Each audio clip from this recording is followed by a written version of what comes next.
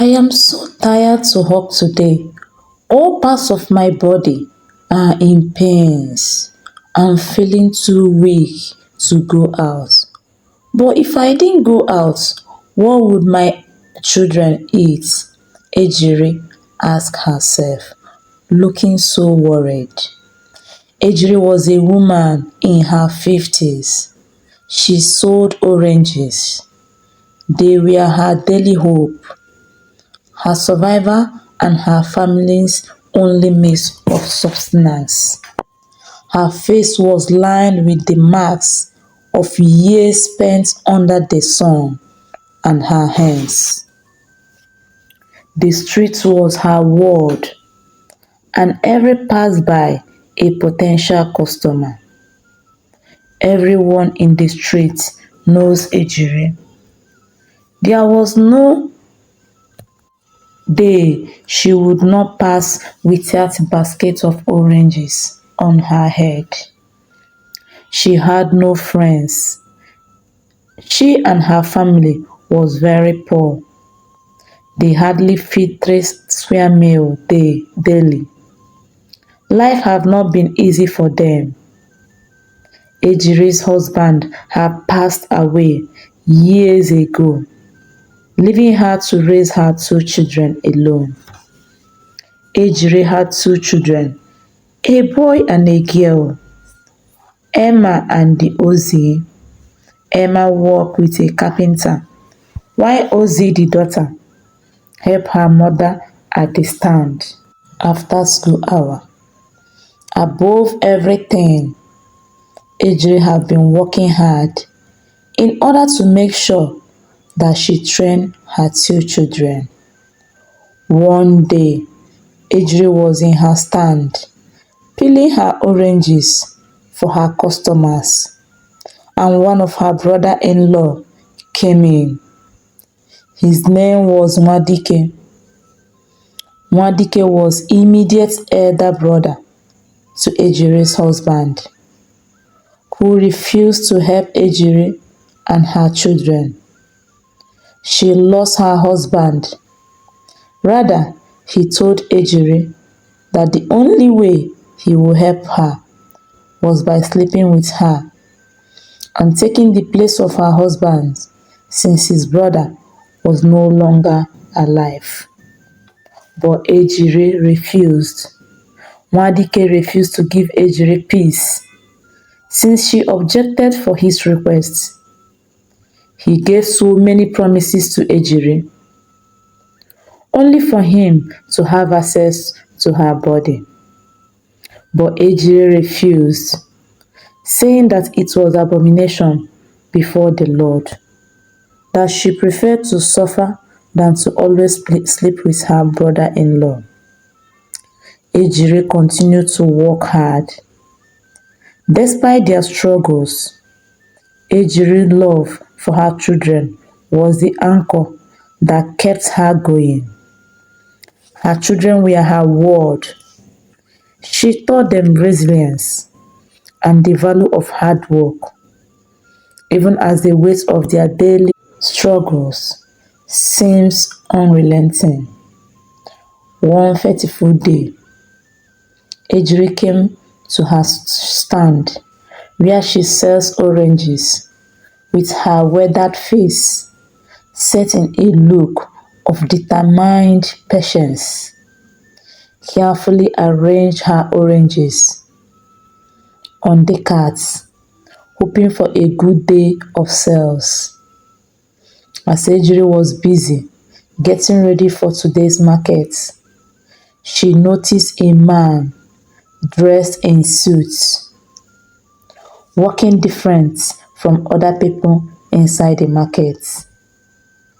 Ejiri was busy adjusting her display when he approached her stand, and he greeted, "Good afternoon."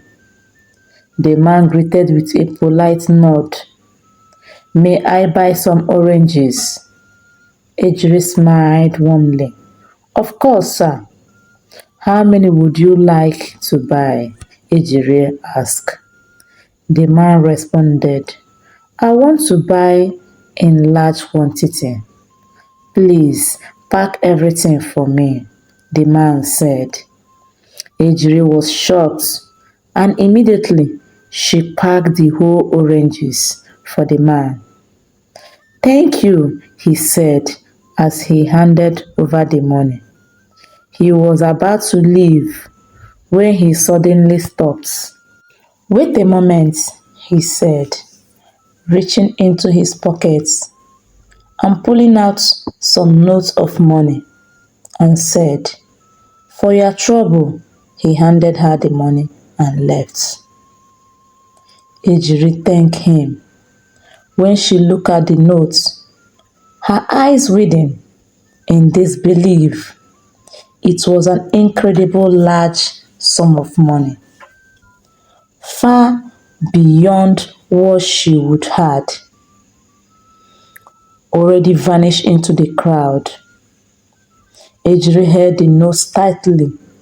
She knew she had to be prudent with her children by her side. She decided to seek advice from a church member named Jeremiah. Jeremiah was one of the church members in the church that worked with pastor and also known for his wisdom and fairness. When they got to Jeremiah's mother's home, Ejiri explained the strange encounter and showed him the notes. Jeremiah's eyes widened in astonishment as he realized the value of money in Ejiri's hand.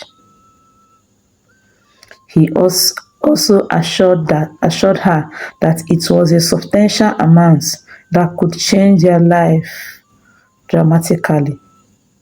Use this wisely, Jeremiah advised. This kind of fortune often comes with its own set of challenges, but it is a blessing nonetheless. With Jeremiah's guidance, Ejiri and her children carefully planned their next step. They first ensured that all their immediate needs were met. They paid off any outstanding debts and secured a modest yet comfortable home. The remainder of the money was invested into a small but thriving fruit business, allowing Ejiri to expand beyond just oranges and secure a stable future for her family. People were surprised the way Ejiri and her children turned positively. The transformation was nothing short of miraculous. The small fruit store turned into a popular and successful fruit stand that became a cornerstone of the city market.